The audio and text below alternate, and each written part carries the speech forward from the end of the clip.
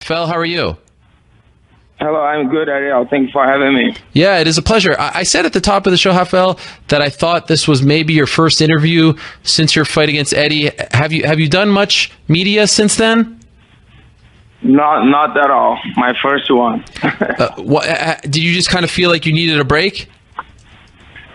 Yeah, I had a break, and I was thinking about my life a little bit, my career.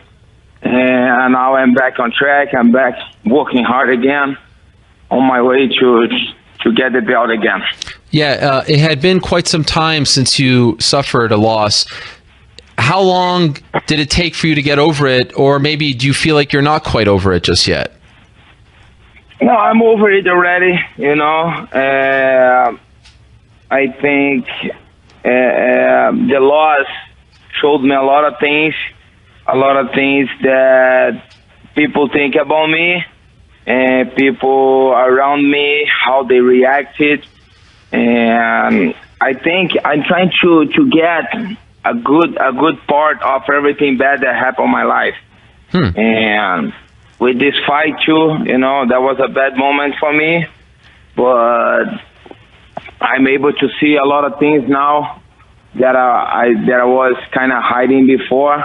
And it's a good thing. So everything happened for a reason, and God made everything perfect. So I'm learning a lot of lessons. If you don't mind, what do you mean by that when you say things that you need to change, like lessons and things? What kind of lessons did you learn after that? Just a second, I'm turning on my car here. Oh, no problem. People treat you one way when you're champion, but when you're not a champion, everything changed. People treat you different. But that was good to know how people really think. And so we can start make adjustments and make some cuts on the near future. When I be champion again, so for sure these people will not be on my side. Wow, so you cut people out of your life after that fight? A little bit. Wow. How many times have you watched it?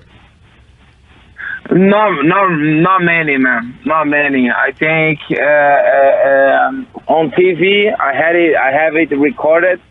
I haven't watched it once, not even once. I watched some highlights on internet, but I'm not really on social media anymore. Very little. How come? I'm trying to stay away. Why? But I didn't watch much, man. Why no more social media for you? Man, I think social media is good for promotion and stuff like that, but most of the people are so negative. Yeah. People too negative. People just if you read the comments, it's just too negative, man. People just think so bad, but I prefer to stay away of this. So you don't, you don't care to watch it, and I totally understand that. Of course, you probably have a sense for what went wrong. Like in a nutshell, do you have an idea why you lost that fight? Is there a mistake or two that you think that you made that led to him winning? Yeah, I think I had a bad night of work. I think just that, when you fighter, when you're not doing good on your work, when you have a work that happens, you lost the fight. And I think Eddie, he had a great day. I had a bad day, but I'm sure I am the best fighter on this division. I am the best fighter in this division, and I will prove it once again. I'm still hungry. I just got caught. My guard was up, my hand was up. I just got caught and punch, and I had some issues on the weight cut day before, but that's not the excuse. I had a great day, but I'm coming. Was he tougher than you thought he was? Like the last couple of fights for Eddie Alvarez, we know what he can do, but they were kind of grinders. He wasn't showing that kind of aggression in his fights. Was he tougher, or maybe did he show something that you weren't expecting in the fight? No, man, I training for everybody the same, you know. I knew Eddie has a heavy hand, but thing that happened in my life, you know, and that's for a reason. And you know, I know my life is under God's supervision. He's watching over me always. And if he let this happen, that was for show me a lot of things. So he's been showing me a lot of things, and I make adjust. And like I said, once I get back on the top again, everything will be different. You know, one thing that has been said this year was you ended the year, last show of 2015, massive win over Cerrone. You're booked to fight against Conor, and then unfortunately you suffer that injury. Nate Diaz steps in. Now we have these two fights. They're making millions of dollars, and maybe Conor is going to fight Eddie. And that's a lot of money that could have went your way. Does that eat at you inside? Do you kind of feel like you just had bad luck this year? 2015 was an incredible year for you. 2016, you almost had that massive payday against Conor, and you know the bad luck came into play just days before the fight. Do you think about that a lot? Yeah, man. Like I said, everything happened for a reason. Here I am. I lost my title. I lost I got hurt 2 weeks before the fight. It's not all about the payday, just because I got hurt and I couldn't fight. But man, I'm still doing okay, man. I'm blessed that I have like amazing kids I have amazing family. You know, everybody with a good health, and I have everything. You know, I live in a nice place, and I can't complain, man. I think I'm still 31 years old. A lot of things will come. I keep my faith, and I keep working hard. I keep my hard work, and that's how the fighter's life is. You get hurt, you lose opportunities, but I think bigger things will come in the near future. Is it hard for you to watch those Conor Nate fights because that could have been you in there against him? Yeah, I don't even think this way. Oh, okay. I think I got hurt. Nate stepped up, beat Conor, and now he lost. It could be me, but I don't really think this way. Like I said, everything happened for a reason, and I'm happy where I am now.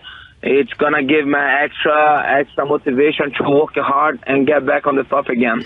I know you say that you don't do a lot of social media these days, and I don't blame you. But I did notice during that fight last week, UFC 202, that you mentioned something about, I think it was Conor's cardio, that you didn't seem all that impressed with it. That was you, right? Yeah, that was me, because I just the next day people say, that was fighting 20 on the all times. I don't know, because I think most of people, they watch MMA for the first time that day, and they think there was. I just saw two sloppy guys after the second round, and the fight got so sloppy, and I didn't see the best fight of all times at all. But it is what it is. So you didn't enjoy it? Yeah, the first round was good. The Conor dropped Nate a couple times, but then I didn't see like, oh, what an exciting fight.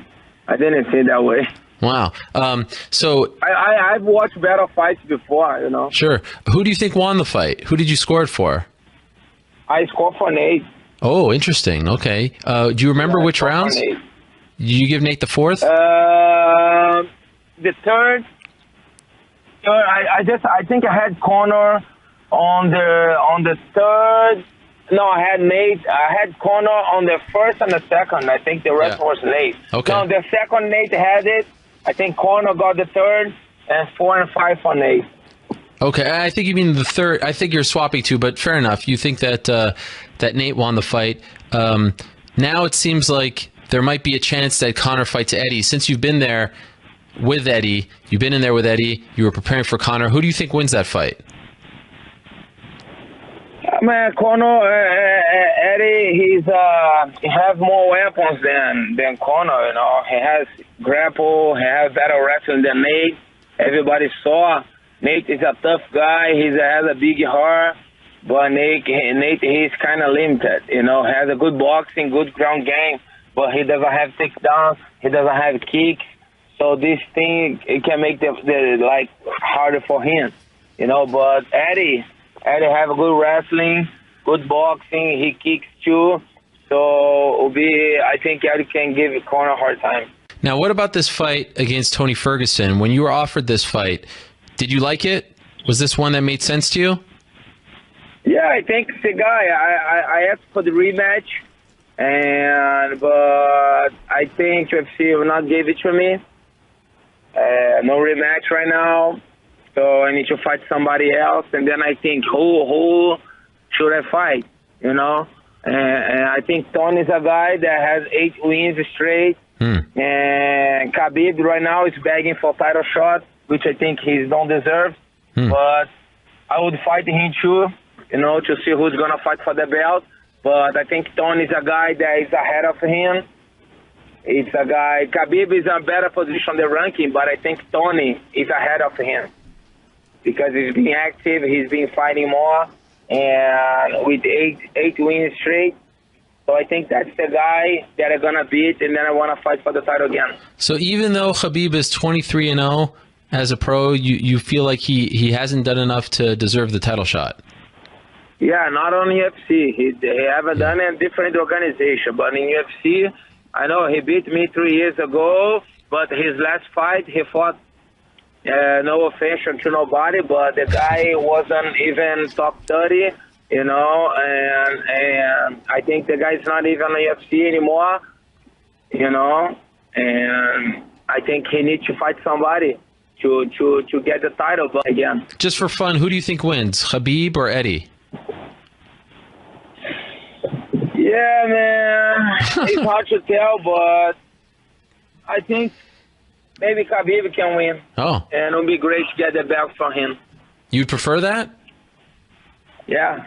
Either way. So I lost for both of them. Yeah. Either way, I'm going to get my rematch with some of them. So I will be home and watch. And either way, you know, they both beat me, but it will be good to get a rematch with one of them. Have you been told that if you beat Ferguson, you will get the next title shot? I hope so, man. I hope so, because I don't see nobody else to have the title shot. But you haven't actually been told that yet. Sorry? But has anyone from the UFC told you or your manager that that's the case? If you beat Tony Ferguson November 5th, you're getting a title shot? No. Okay. No. But I think you want that. I think that I just want it. You know, I think I deserve it.